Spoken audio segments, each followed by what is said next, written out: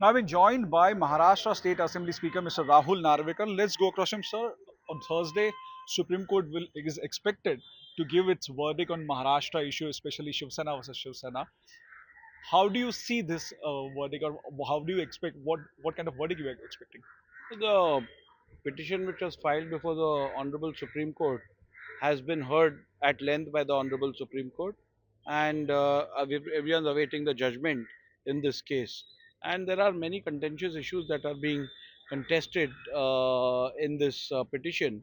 However, I am of the firm view that the question with regards to disqualification of members on the grounds of defection can only be decided by way of a petition before the Honorable Speaker, and the Speaker is the only person who would be able to hear these petitions and decide these petitions.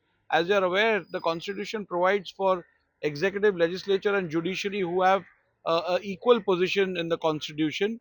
Neither of them have a superintendence over the other, and therefore, in order to maintain constitutional discipline, I would definitely I'm very sure that the courts will not intervene in the decision making power of the speaker, and post the speaker taking a decision with regards to the disqualification petitions.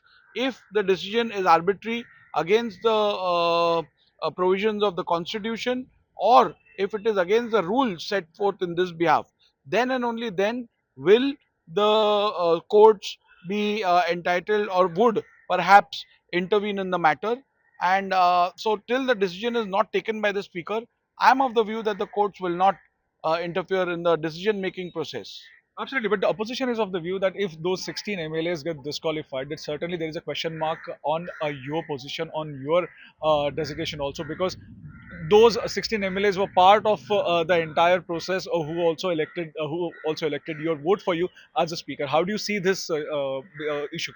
Well, that's not the correct legal position, because there have been several petitions in the past which were filed against so many MLAs, similar cases, where they were pending for a few years, but despite that, they were allowed to take part in every proceeding of the House, including voting on various motions and resolutions. Therefore, I am in disagreement with the argument that because these individual MLAs voted in that motion is bad in law. I'm not of the view. Okay. Number two, if you consider the fact that these MLAs this election of the speaker was uh, constitutionally conducted in accordance with the provisions of the constitution. Okay. There was a proper resolution that was tabled. There were 164 MLAs who voted in favor of the motion and 107 who voted against the motion. So, simpliciter, if you go by the numbers on record, there's no question of that resolution being invalid. So, if we're talking about the numbers, if we just assume that if the verdict or the order of Supreme Court comes against Mr. Shinde and this qualification happens, in such a scenario, will this government right now, which is there, will it work as a minority government, or what would be the next procedure for that? Well, the survival of a government depends on the majority that it enjoys on the floor of the House, Okay. and the majority can only be established on the floor of the House. Insofar as my memory goes, this government has already established its majority on the floor of the House, and the numbers that the government has, which are on record, after looking at those numbers, I don't see this government having any kind of a threat for its survival. Last question I would like to ask you. You meeting Kiran Rijiju, or the meeting happening in Mumbai, then you are leaving for abroad for a official trip when Supreme Court is about to announce its verdict on this particular crucial issue. How do you see this? Because there are a lot of questions that have been raised against these two incidents which are happening back to back. Well, this is a baseless inference, absolutely having no merit. Mr. Kiran Rijiju was visiting Mumbai. Honorable Minister had come for a very important meeting with almost 3,000 lawyers. He was addressing a program in Dadar. And since I've had a very near and dear association with Mr. Rijiju, I had invited him to Vidhan Bhavan, and that was all. There was no political angle to this visit, and there was no discussion at all with regards to the current pending litigation. And Needless to state, I or no one was aware that the Supreme Court is going to come out with a verdict tomorrow. At least I wasn't aware. So my going abroad for a pre-planned or perhaps a function which was planned way in advance has nothing to do with the timing of this judgment.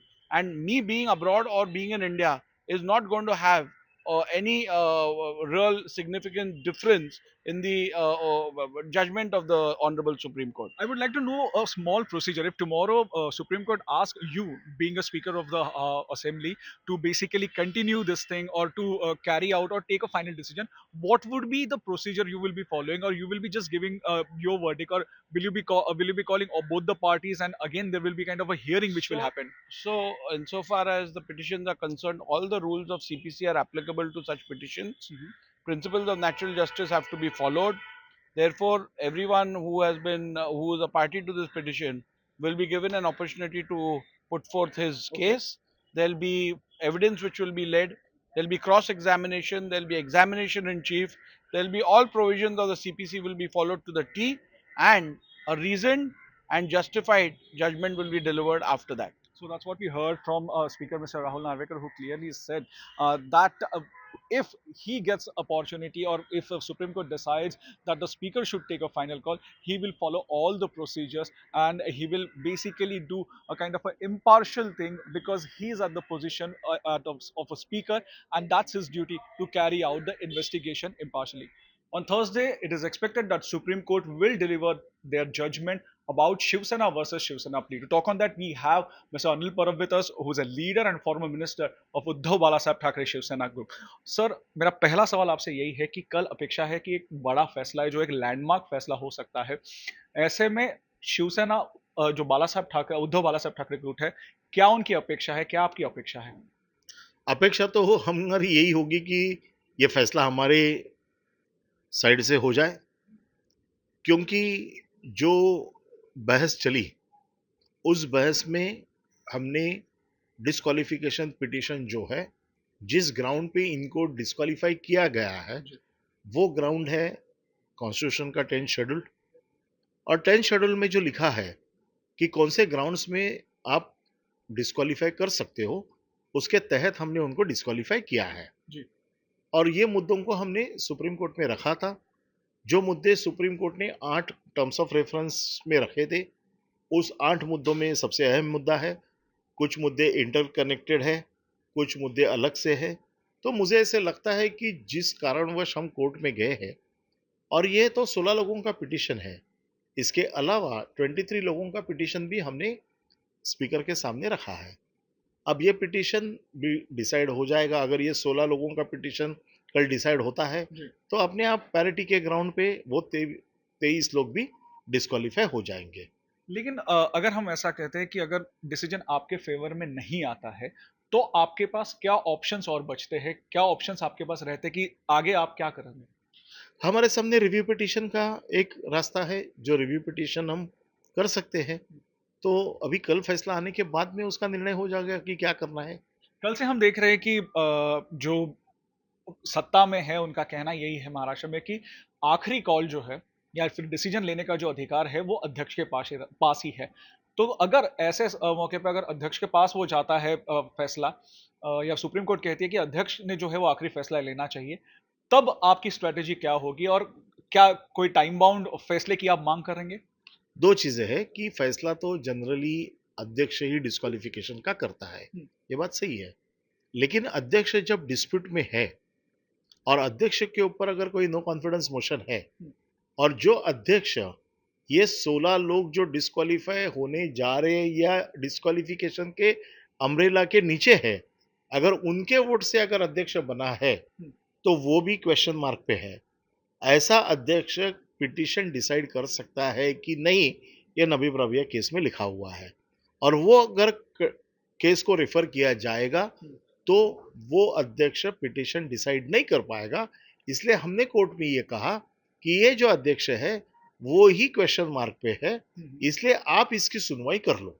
लेकिन बहुत बार ऐसा कहा जा रहा है constitution expert की तरफ से कि इस मामलों में जो है, खास करके ऐसे मामलों में, अध्यक्ष जो है उनके पास ही अधिकार रहता है, लेकिन आपने यहाँ पे अध्यक्ष के ऊपर ही सवाल उठाए गए हैं। तो मेरा सवाल यही है ना, अध्यक्ष को ही पावर होती है डिस्क्वालिफिकेशन पिटीशन की करने की, लेकिन यहां पर अध्यक्ष ही खुद डिस्प्यूट में है और डिस्प्यूटेड अध्यक्ष ये पिटीशन सुन सकता है कि नहीं, ये नवीब रबिया केस में लिखा है और हमने वो कोर्ट के सामने रखा है कि ये अध्यक्ष डिस्प्यूट में है, इसलिए इनके सामने नहीं जाते हुए आप ही इसकी सुनवाई सुन लो और आप इस डिस्क्वालिफिकेशन पिटीशन को डिसाइड करो। इस पूरे नाट्य में हमने देखा था कि अहम भूमिका जो थी वो एक गवर्नर, तब के गवर्नर जो थे उन्होंने भी एक निभाई थी, क्योंकि उनकी तरफ से सत्ता प्रस्थापित करने के लिए खत भी गया था।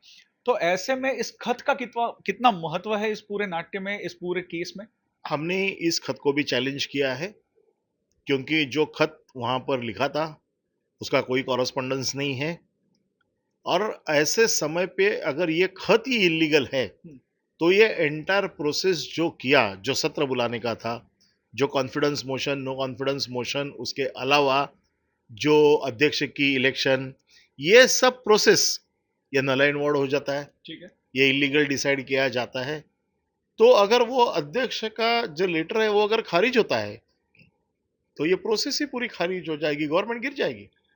फिलहाल हम जो आंकड़े देख रहे हैं, आपने कहा कि 16 लोग नहीं, पूरे 39 लोग जो है उनके खिलाफ ये पूरी पिटीशन है, 16 लोगों के खिलाफ सुप्रीम कोर्ट में और बाकी के 23 जो है उनके खिलाफ आपने अध्यक्ष को एक खत दिया है। बाकी के शिवसेना के जो लोग हैं, क्या आपके संपर्क में है, क्या जो दूसरे गुट से है, कि अगर कहीं ना कहीं उन्हें डर है कि वो खारिज हो जाते हैं तो क्या वो वापस आने की मांग कर रहे हैं, ऐसा कोई चल रहा है स्ट्रेटेजी? ये सब अभी रिजल्ट क्या आता है इसके ऊपर डिपेंड होता है।